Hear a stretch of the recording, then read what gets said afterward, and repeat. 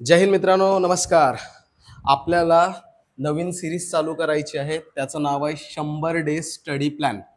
आता इथून पुढे आपल्याला जे अंदाजित 100 दिवस मिळणार आहेत, त्याच्यासाठी मी तुम्हाला एक स्टडी प्लॅन देतोय आणि हा स्टडी प्लॅन हा स्मार्ट स्टडी प्लॅन असणार आहे. इतका जबरदस्त असणार आहे की तुमचं सगळं अभ्यास कव्हर होऊन तुम्हाला लेखी परीक्षेमध्ये पोलीस भरतीला 80, 85, 90 असेच मार्क पडणार आहेत. याच्यामध्ये मित्रांनो मी टार्गेट ठेवलेले आहेत काही. तर त्याच्यातला पहिलं टार्गेट आहे बघा, डेली आपल्याला 10 तास अभ्यास करायचा आहे.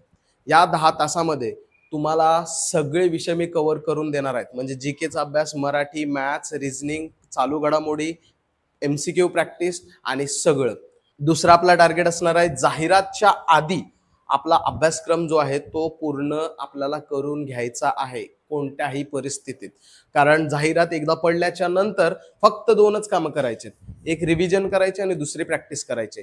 त्यावेळेला माझं काहीतरी वाचन बाकी आहे, माझं काहीतरी हे बाकी आहे, माझं काही ते बाकी आहे, असं होता कामा नये आणि असं होणार पण नाही. मी जो शेड्यूल देतोय त्याप्रमाणे जर तुम्ही केलात तर 100% होणार. तिसरा पॉइंट आहे मित्रांनो, मराठी, गणित, बुद्धिमत्ता हे आहे ना हक्काचे विषय आहेत.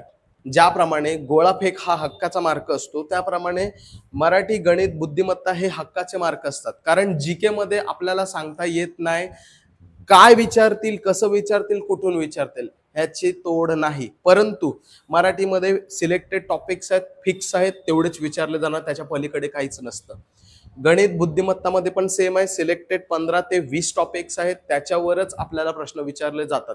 तर त्यामुळे आपल्याला फोकस जो आहे, टार्गेट जो आहे, तो ह्या 3 विषयाला पहिलं प्राधान्य द्यायचं आहे आणि आपला जवळपास 75च्या आसपास म्हणजेच 65 पासून ते 75 पर्यंतचा टार्गेट कव्हर करून घ्यायचा आहे. नेक्स्ट आहे 15 दिवस आपण 7 सब्जेक्ट जीकेला दिलेले आहेत. म्हणजे जीकेचा आवाका जरा मोठा आहे म्हणून आपण प्रत्येक सब्जेक्टला आपण 15-15 दिवस देणार आहेत आणि कव्हर करून घेणार आहेत. त्याचप्रमाणे आपल्याकडे मराठी, गणित, बुद्धिमत्ता ह्याचे मी अंदाजित 20 टॉपिक धरलेले आहेत सरासरी. प्रत्येक टॉपिकला आपल्याला 5-5 दिवस देऊन मराठी, बुद्धिमत्ता आणि गणित हे कव्हर करून घ्यायच्यात. आणि जॉबवाले मला भरपूर मेसेज करतात की सर आम्ही जॉब करतोय, आम्ही MSF मध्ये, आम्ही होमगार्ड मध्ये, आम्ही प्रायव्हेट जॉब करतो, आम्ही पार्ट टाइम जॉब करतोय. तर त्यांनी कसं शेड्यूल ठेवायचं हे मी दुसऱ्या व्हिडिओमध्ये सांगेन. कारण तुम्ही मला तुमचं पहिलं दिवसाचं शेड्यूल कमेंट करायचं आहे आणि त्यानुसार मी तुम्हाला त्या पद्धतीने सगळ्यांच्या रूपाने एक शेड्यूल बनवून देणार आहे. ओके. आणि सर्वात महत्वाचा, अत्यंत महत्वाचा की येणाऱ्या सोमवारपासून तुम्हाला प्रिपरेशन करायचं आहे विथ ओमकार सर. म्हणजेच काय, मी तुम्हाला सोमवारपासून टार्गेट द्यायला सुरुवात करणार आहे. ओके. आणि तुम्हाला माझ्यासोबत स्मार्टली तयारी करायची आहे. आता मी सुद्धा या फील्डमध्ये उतरणार आणि तुमच्याकडून येणाऱ्या भरतीपर्यंत सगळं अभ्यास कव्हर करून घेऊन तुम्हाला वर्दीचे जे स्वप्न आहे ते पूर्ण करण्यास मदत करणार आहे. तर चला आपण पाहूया, एक एक गोष्टी व्यवस्थितरित्या समजून घेऊया.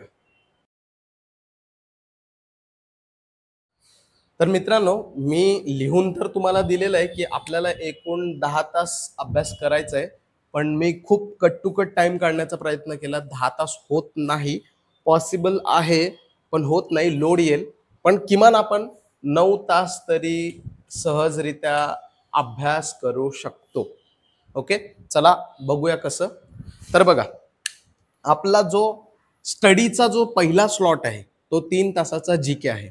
आणि कधी आहे, सकाळी 8 वाजता तुम्हाला कोणत्याही परिस्थितीत लायब्ररीला पोहोचायचं आहे आणि स्टार्ट करायचं आहे. ते तुम्हाला 11 वाजेपर्यंत करायचं आहे. ह्याच्यात तुम्हाला 3 तास मिळतात. त्याच्यामध्ये तुम्हाला जीके करायचं आहे.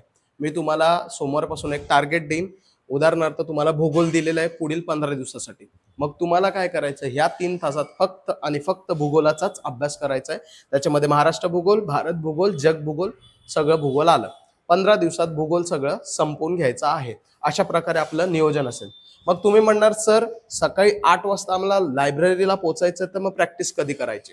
तर लक्षात ठेवायचंय, तुम्हाला सकाळी ठीक 6 वाजता किंवा 5:30 वाजता उठायचंय. 5:30 वाजता नाही उठलं तरी चालेल, सकाळी 6 वाजता उठा आणि 6 ते 8 वाजेपर्यंत प्रॅक्टिस करून, तयारी करून तुम्हाला लायब्ररीला पोहोचायचंय. म्हणजे 1 तासच सकाळी प्रॅक्टिस करायची आहे आणि कसली अपर बॉडी वर्कआउट करायचं आहे. मी कायम सांगतोय, कायम लक्षात ठेवा, नवीन सुरुवात करणाऱ्या पोरांनी फक्त आणि फक्त संध्याकाळीच प्रॅक्टिस करा, सकाळी प्रॅक्टिस करू नका. कारण सकाळी प्रॅक्टिस केल्याने हे जे सेशन्स आहेत, इकडे आपल्याला झोप येते, कंटाळ येतो आणि फक्त तुम्ही लायब्ररीला फिजिकल बसतात, मेंटली नाही, आणि काहीही दमडीचा अभ्यास होत नाही. म्हणून तुम्हाला फेल्युअरला जास्त फेस करावा लागतो.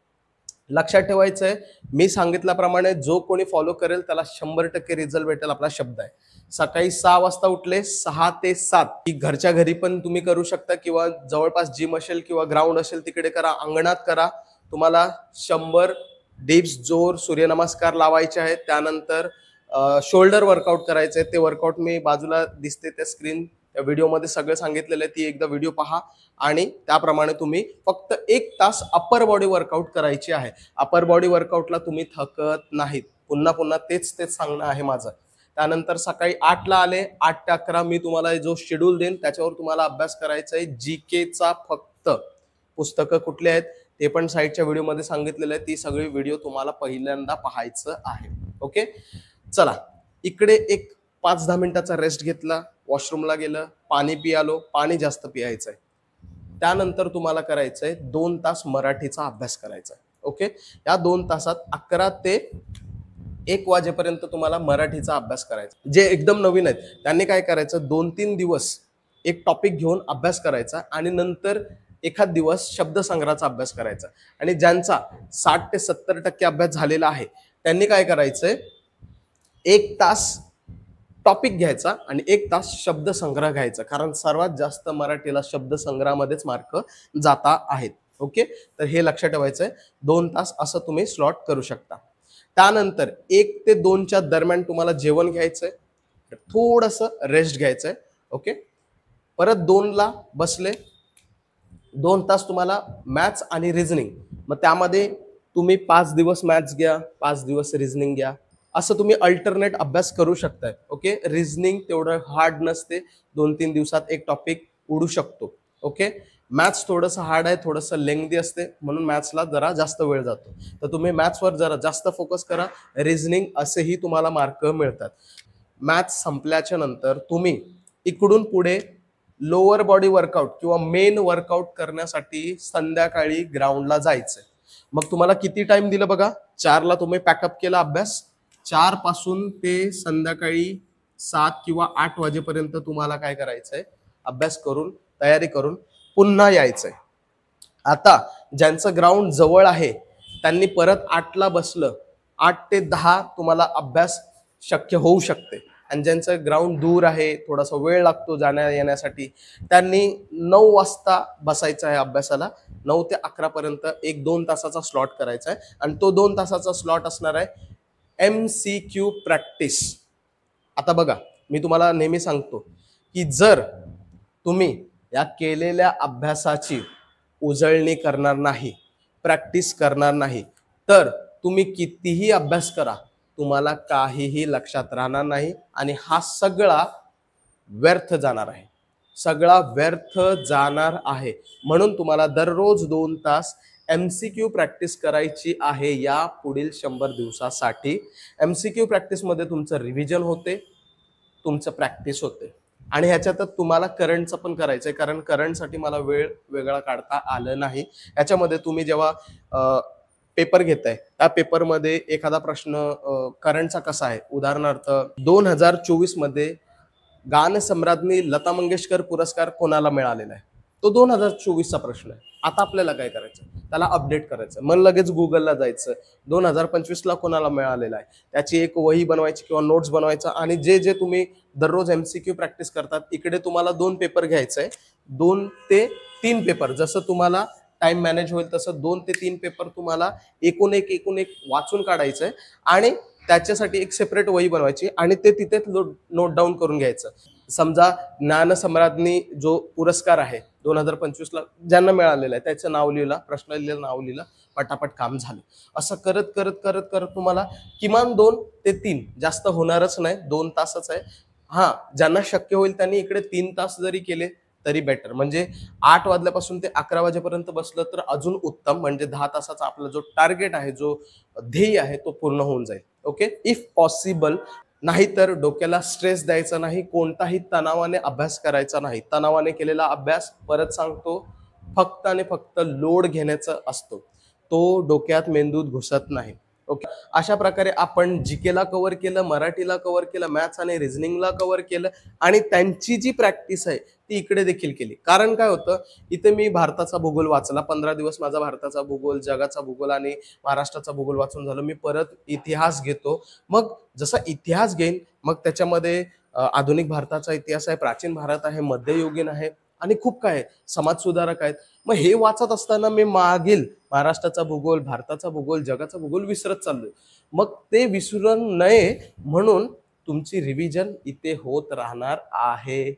समजतंय? म्हणजे अभ्यास की अभ्यास, रिव्हिजन पण सोबत चालू आहे. अशा प्रकारे तुम्हाला काय करायचंय, हे नियोजन ठेवायचंय आणि शिस्तबद्ध, परत सांगतो, शिस्तबद्ध, याच्यात कोणताही चेंजेस करायचं नाही.